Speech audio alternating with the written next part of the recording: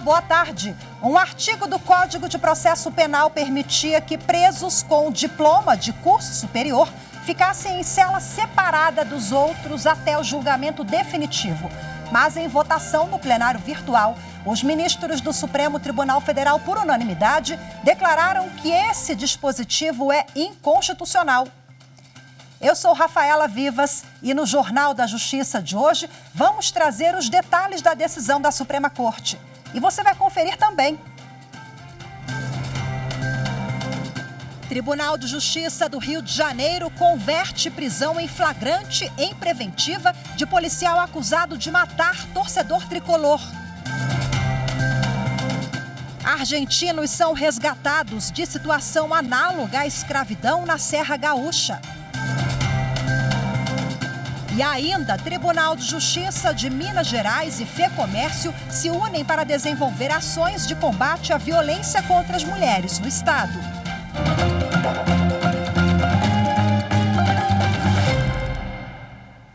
Com autorização da Justiça, a Força Tarefa de Segurança Pública no Acre realiza hoje uma operação contra integrantes de uma facção criminosa. O grupo é responsável pelas práticas de extorsão, tráfico de drogas e armas, homicídio e roubo. 69 policiais cumpriram 36 mandados judiciais, sendo 19 de prisão preventiva e 17 de busca e apreensão em 2 cidades do Acre e uma do Amazonas. Neste domingo, o Corregedor Nacional de Justiça, ministro Luiz Felipe Salomão, divulgou nota sobre o caso envolvendo o juiz Valmir Maurici Júnior, que aparece em vídeos agredindo e humilhando a mulher dele. O corregedor informou que instaurou reclamação disciplinar para apurar os fatos, além de acompanhar o andamento do inquérito policial em curso no órgão especial do Tribunal de Justiça de São Paulo e do procedimento administrativo que tramita na Corregedoria Geral de Justiça daquele estado.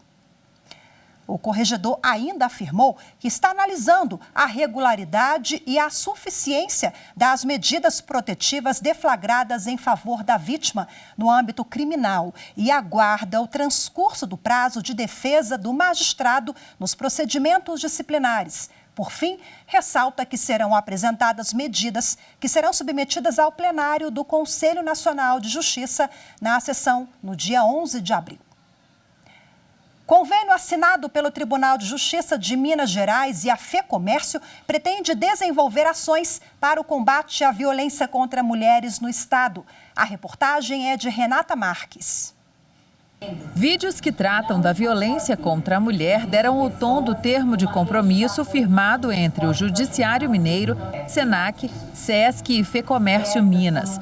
Alertar para o que configura a agressão e orientar a respeito dos canais de proteção à mulher estão no mote da campanha, que prevê o uso de material gráfico e adesivos alusivos ao tema.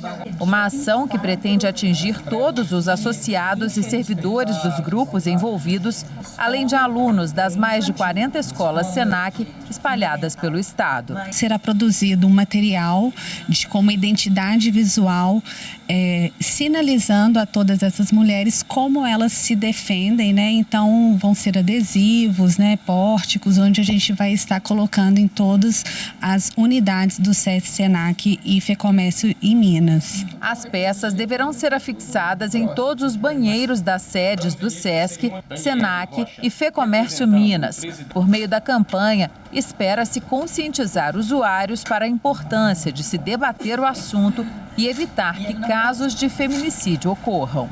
Eu creio que atuar preventivamente, criando nos adolescentes a perspectiva de que as pessoas têm direitos iguais, que as mulheres têm a capacidade de ter vida própria, vontade própria, desejos próprios, projetos de vidas próprios, é muito importante, porque com isso a tendência natural é que quanto mais informações sejam transmitidas a eles quanto à necessidade de respeitar a identidade de gênero, né, feminino, talvez com o tempo esses crimes possam reduzir. Nós estamos encerrando o mês de março, que é o mês da mulher, com inúmeras atuações, inúmeros eventos e fechando com a assinatura desse convênio que vai permitir que a Concive divulgue o combate à violência, estimule esse combate à violência e com um parceiro muito qualificado que tem uma penetração no estado de Minas inteiro.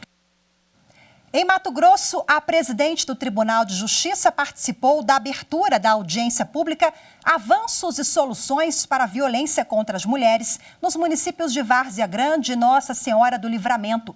Durante o encontro, ela propôs capacitar facilitadores para abordar o assunto nas escolas. A reportagem é de Fernanda Fernandes.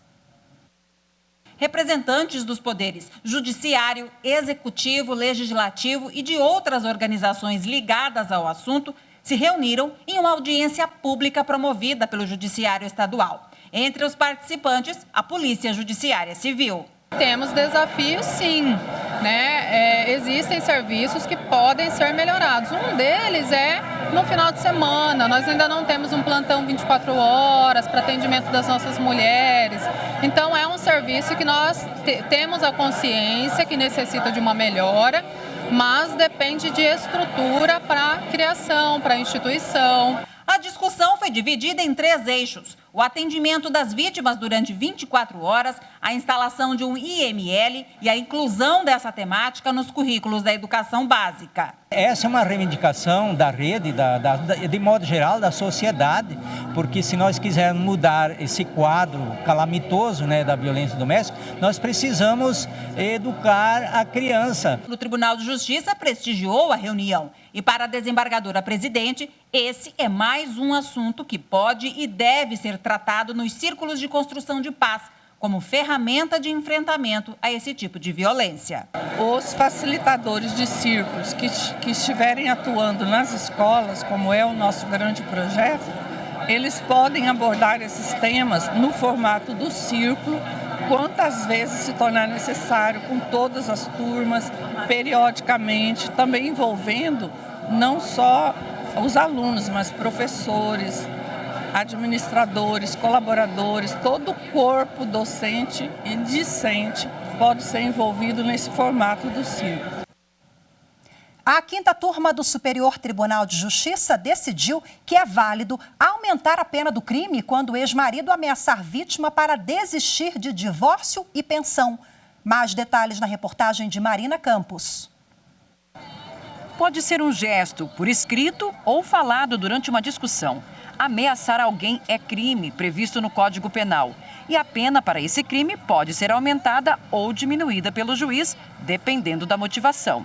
Segundo a advogada Marili Quadros, a vulnerabilidade da mulher em situações de término de relacionamento deve ser levada em consideração no julgamento. É fundamental que o juiz entenda que a mulher ela não é uma vítima de um crime qualquer. Ela é uma vítima pela sua própria condição de mulher num crime praticado dentro de um ambiente doméstico. Ou seja, muitas vezes esse crime não tem testemunhas. Né? Ou muitas vezes a testemunha é o próprio filho do casal ou filhos do casal. Então as testemunhas também estão numa situação de vulnerabilidade. Então é preciso que o Poder Judiciário, e aí em especial os julgadores, avaliem também esse contexto e durante o processo, inclusive na fase de dosimetria da pena, leve em consideração tudo que foi dito pela mulher. Em um caso julgado pelo STJ, os ministros da 5ª turma entenderam ser válido o aumento da pena de um homem que foi condenado por ameaça à ex-mulher para que ela desistisse do divórcio e da fixação de pensão alimentícia em favor dos filhos. De acordo com o processo, o casal manteve união por mais de 15 anos, mas estava separado fazia 1 ano. Ao saber dos processos com pedidos de divórcio e pensão, o ex-marido teria ameaçado matar a mulher por não aceitar o fim do relacionamento nem a obrigação de arcar com os alimentos. O homem foi condenado pelo crime de ameaça a 2 meses e 10 dias de detenção. Na primeira fase da dosimetria da pena, a juíza avaliou negativamente a circunstância judicial dos motivos do crime e fixou a pena base em 2 meses, o dobro do mínimo legal. O Tribunal de Justiça de Goiás manteve a condenação. No habeas corpus dirigido ao STJ, a defesa alegou que os elementos que justificaram o aumento da pena seriam inerentes ao tipo penal. Ao manter a condenação, o relator, ministro Ribeiro Dantas, considerou que, estando devidamente motivada a elevação da pena base, não há ilegalidade a ser corrigida pelo STJ na via do habeas corpus. Ele também considerou legal o fato de a pena base ter passado para 2 meses em razão da valoração negativa de uma única circunstância judicial, quando a jurisprudência considera ideal o acréscimo de 1/8 para cada circunstância negativa aplicado sobre a diferença entre as penas mínima e máxima. Veja a seguir, Supremo Tribunal Federal decide pelo fim da prisão especial para quem tem curso superior. Os detalhes e a repercussão em torno da decisão, daqui a pouquinho, voltamos já.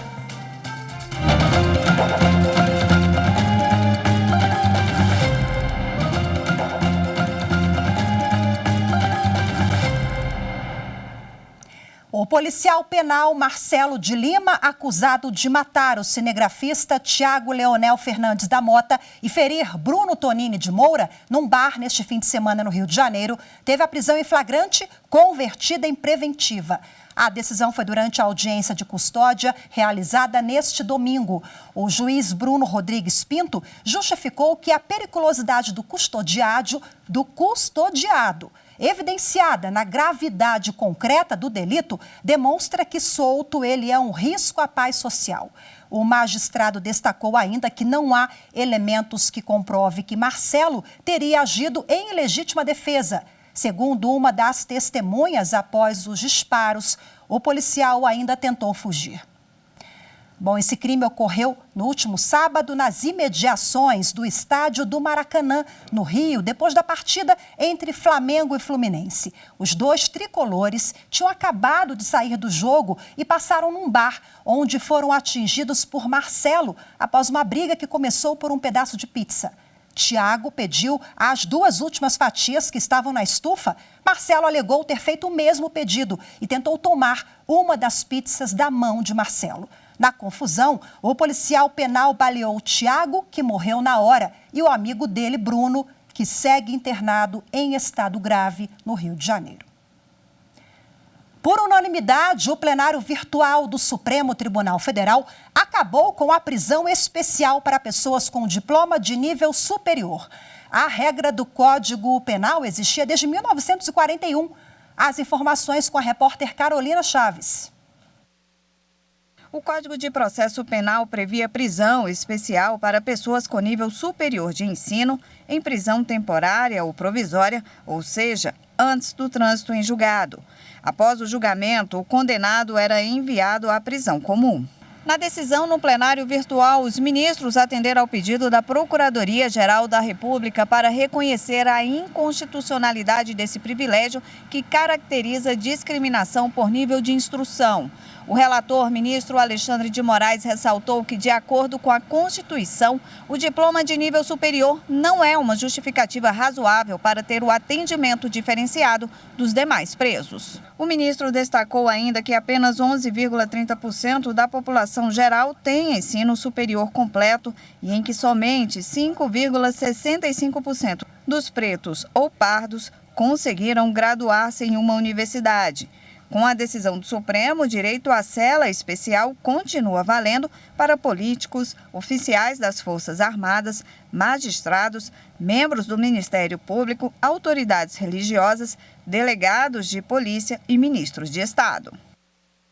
Essa lista é extensa, a gente vai falar sobre ela daqui a pouquinho também, para repercutir esse e outros assuntos que envolvem a decisão do Supremo. Eu converso agora ao vivo, de forma remota, com o advogado criminalista Agmon Rocha, que é mestre em Direito e professor da Universidade Católica de Brasília. Muito boa tarde, seja bem-vindo, obrigada pela sua participação.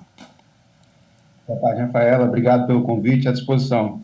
Bom, explica pra gente agora como é que funciona na prática. Quem tem nível superior, está em prisão preventiva, por exemplo, agora, a partir de hoje, deve ser direcionado à cela comum, é isso, doutor? Possivelmente, Rafaela. A decisão do Supremo é uma decisão numa ação de descumprimento de preceito fundamental, a 334, e aí essa decisão, ela acaba vinculando os órgãos da administração penitenciária.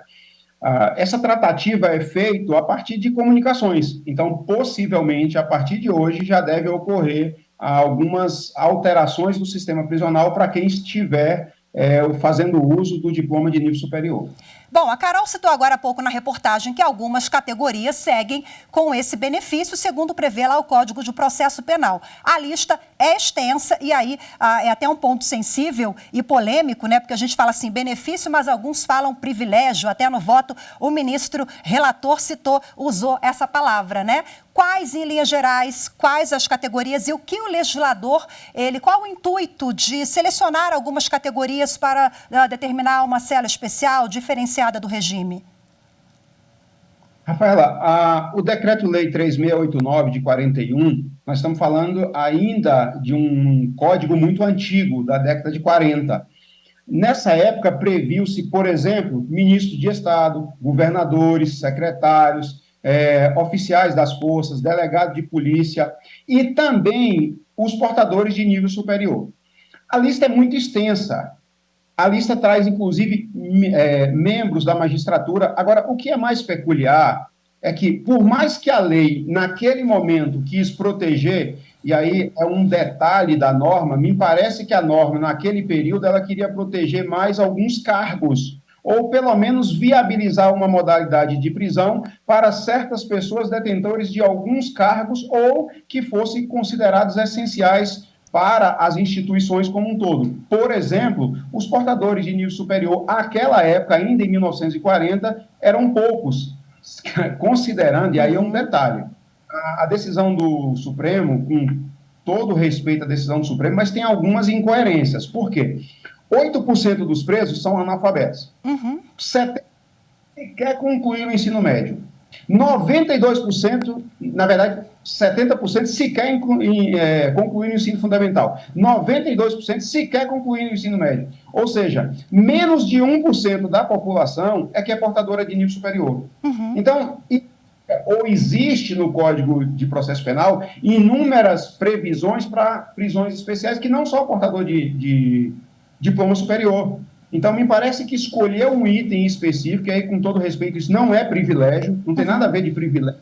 Por quê? Porque dentro do estabelecimento prisional tem que se haver separações. Por exemplo, pessoas da segurança pública. Essas pessoas não podem, até para viabilizar a segurança delas, ficarem no mesmo estabelecimento, ou pelo menos nas mesmas alas, de presos comuns. Porque imagine, vamos pegar como exemplo um policial. Um policial que atua na segurança pública, ele atua reprimindo o crime. Ele prende alguém e depois ele, por algum fato, comete um ilícito, ele vai ficar preso com essa pessoa que ele teria prendido no passado? Então, por essas incoerências, é que o estabelecimento prisional tem que ter separações mesmo. Tem que ter Não é só privilégio, ou eu nem diria privilégio. Eu acho que o legislador escolheu certas categorias para permitir modalidade de prisões diferenciadas. Eu achei brilhante esse seu exemplo, porque, é claro, não é coerente, né? Não tem o menor cabimento um agente ficar ali na mesma cela onde são agentes criminosos que ele ajudou a combater em algum momento, mas, enfim, belo exemplo. Agora, na prática também, como é que vai funcionar aquela sala de Estado Maior? Porque a OAB, lá na semana passada, ainda quando o plenário virtual alcançou maioria, a Ordem dos Advogados do Brasil já emitiu uma nota. Olha, o advogado permanece com esse direito, conforme prevê a lei. O que é essa sala na prática, doutor? Rafaela, boa pergunta. Aí eu só vou te pedir um favor para me permitir um esclarecimento. Por favor. A grande dúvida das pessoas existe duas modalidades de prisão. Uma que a gente chama prisão definitiva e uma prisão provisória. E dentro das prisões, prisão em flagrante, prisão temporária e prisão preventiva. Neste caso, as prisões especiais é somente nas prisões provisórias, ou seja, flagrante delito, prisão temporária e prisão preventiva. O condenado definitivo, ele não tem direito a uma prisão especial. Esse é um primeiro esclarecimento. Um segundo esclarecimento a Lei de Execução Penal, do artigo 82 até o artigo 104 da LEP, que é a Lei 7210 de 1984, ela traz todas as especificidades dos estabelecimentos prisionais. E especificamente no artigo 102, 103 e 104, ele traz a cadeia pública, essa nomenclatura ainda é antiga, né? A cadeia pública como local adequado para os presos provisórios, que é essa a nossa discussão de hoje. Entendi. Aí voltemos para a sua pergunta. A OAB fez o questionamento porque, no passado, a ADIM 1127, o Supremo, quando julgou a ADIM 1127, reconheceu a constitucionalidade do artigo 7º, inciso 5º, do Estatuto da Ordem dos Advogados do Brasil, que é a Lei 8906 de 94, dizendo, olha, é reconhecido uma sala de Estado maior para a prisão do advogado. E aí, para não ficar parecendo que é um privilégio, e aí sim um privilégio do advogado, isso também está previsto no Estatuto da Magistratura, na LOMAN, no artigo 33, inciso 3º. Isso também está previsto na lei do Ministério Público, tanto na lei estadual quanto na lei complementar 75 de 93. Então, assim, serve para a advocacia, serve para o Ministério Público e serve também para a magistratura. Essa prisão em sala do Estado-Maior, o ministro Sepúlveda Pertence, quando analisou a reclamação 4535, diz que uma sala de Estado-Maior é aquela que tenha condições condignas com a condição do preso. Uma área separada, com condições de salubridade, higiene, dignas para quem está recolhido. Mas o que tem que ficar claro aqui, Rafaela, é que essa ala é dentro do estabelecimento prisional. Entendi, não é fora, não é, né, nenhum benefício. A pessoa continua detida ali nas instalações, mas é um espaço físico ali dentro, né? Quem conhece o Complexo da Papuda do Distrito Federal vai entender que o Complexo da Papuda ele é um conjunto e lá dentro tem PDF 1, 2, 3, o Sistema Penitenciário Federal, tem o CI e tem o CDP 1 e 2. O CDP é Centro de Detenção Provisória. Todos os recolhidos provisoriamente vão para o CDP, que é no Complexo da Papuda. Isso lá dentro é dividido em alas. Então, eles separam uma ala para quem tem nível superior. Então, é uma ala específica dentro do estabelecimento prisional. Entendi. Maravilha. Feito, então, os esclarecimentos todos. Muito obrigada pela sua participação. Teria tantas outras questões, mas fica para um outro programa. Muito obrigada, viu, professor, pela sua participação hoje. Boa tarde. Obrigado, Rafaela. Boa tarde. Agradecido pelo convite. Sempre à disposição. Obrigada.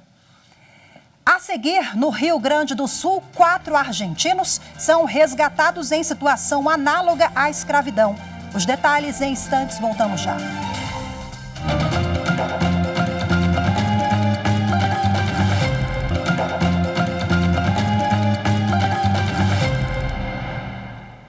Quatro argentinos foram resgatados de situação análoga à escravidão na Serra Gaúcha. Os trabalhadores, incluindo um adolescente de 14 anos, faziam corte de eucalipto para a produção de lenha em Nova Petrópolis, no Rio Grande do Sul. Vamos acompanhar na reportagem de Evne Araújo.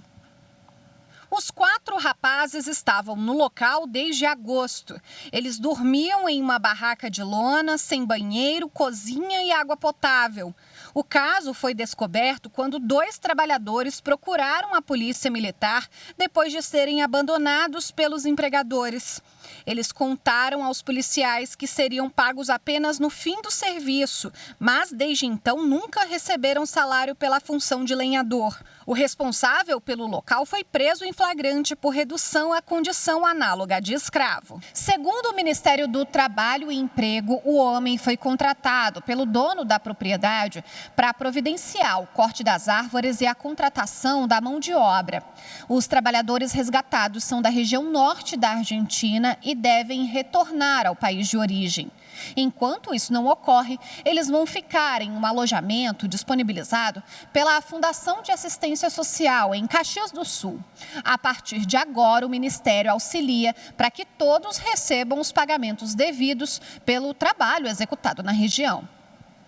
Você sabia que o Superior Tribunal de Justiça tem vários projetos socioeducativos que permitem que crianças, adultos e idosos visitem a corte, conheçam as atividades desempenhadas no tribunal e aprendam um pouco mais sobre a importância do Poder Judiciário? Confira agora esses projetos na reportagem de Jéssica Castro. Você sabia que o STJ tem vários projetos socioeducativos que permitem que crianças, adultos e idosos visitem a corte, conheçam as atividades desempenhadas aqui e aprendam um pouco mais sobre a importância do Poder Judiciário? Um desses projetos é o Despertar Vocacional Jurídico, que foi criado para auxiliar estudantes do ensino médio a definir a carreira profissional e ajudar a identificar potenciais universitários do curso de Direito. Acompanhamos a visita de um grupo do Colégio Servos da Rainha, que fica em Valparaíso, em Goiás, e que marcou o retorno das atividades do STJ voltadas a receber o público externo no tribunal. É uma experiência única, né? Eu acredito, principalmente se você está querendo ali escolher a sua profissão, não tem noção, é um ótimo lugar. A área de Direito é uma área incrível, tem muitas possibilidades. É um dia para aprender um pouco mais sobre a importância e o funcionamento do STJ, além de atividades envolvendo temas jurídicos, cívicos, socioambientais e uma visita ao espaço cultural. Uma visita muito interessante, uma visita riquíssima em conhecimento, em história. Com certeza eu recomendaria para as outras escolas, é muito importante estar aqui, principalmente agora para a gente estar no último ano, é um ano de uma importante decisão do que fazer depois da escola e acho muito importante a gente ter esse contato com as diferentes vocações profissionais. Este é um dos projetos da Seção Educativa e Social do STJ, que realiza diversos programas e atividades para receber o público externo no Tribunal da Cidadania, cumprindo também a responsabilidade constitucional de contribuir na formação educacional e cidadã dos brasileiros. Além do Despertar Vocacional Jurídico, o STJ também tem outros projetos que recebem grupos de crianças, alunos universitários e idosos. Os interessados em conhecer esses projetos e participar de uma visita guiada à corte devem preencher uma ficha de inscrição que está disponível no portal do STJ, no link Visitação, no menu Contato e Ajuda. Hoje ficamos por aqui. Muito obrigada pela sua companhia. Ótima semana. Boa tarde. Até amanhã. Tchau, tchau.